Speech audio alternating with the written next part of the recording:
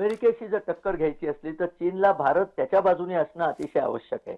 एक लक्षात घ्या, युक्रेनची लढाई थांबल्यानंतर चीन आणि रशियाचे संबंध पूर्वीसारखे घट्ट राहणार नाहीयेत, कारण हम्म. रशियाचं चीनवरचं अवलंबित्व संपणार आहे. हम्म. परंतु भारताचं आणि रशियाचं इतके घनिष्ठ संबंध होत चाललेत की रशियाची शस्त्रास्त्र निर्मिती सुद्धा भारतात करायला रशिया तयार आहे. ओके. SU-57 ते जे विमान आपल्याला देऊ करतायत त्याचा कारखाना त्यांना भारतात काढायचा आहे, कारण रशियाकडे कारखाना काढायला योग्य भूमीच नाहीये सध्या.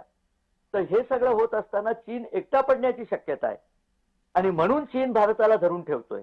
ओके. काही प्रेम नाहीये, चीन आणि भारताचं एकमेकांबद्दल प्रेम आहे अशातली गोष्ट मी बोलणारच नाही. परंतु भारताला आपल्या बाजूने ठेवणं महत्वाचं आहे, कारण भारत हा महासत्ता झालाय. हा पूर्वीचा भारत नाहीये, 1962 सालचा भारत हा नाहीये. 62 सालचे नेतेही आता नाहीयेत. अतिशय स्मार्ट आणि राष्ट्रभक्त नेते आपल्याला मिळालेले आहेत. ते जी पावलं उचलतायत ती अतिशय सुयोग्य पावलं आहेत आणि त्यामुळे जसा रशिया, चीन आणि अमेरिका तसाच एक भारत हा एक ध्रुव आंतरराष्ट्रीय राजकारणात होऊ घातलेला आहे. पूर्वीसारखं एकध्रुवीय राजकारणाचा राहिलेलं नाही. हे ट्रम्प यांच्या डोक्यात जरी अजून आलेलं नसलं तरी बहुतेक सगळ्या देशांना हे लक्षात आलेलं आहे.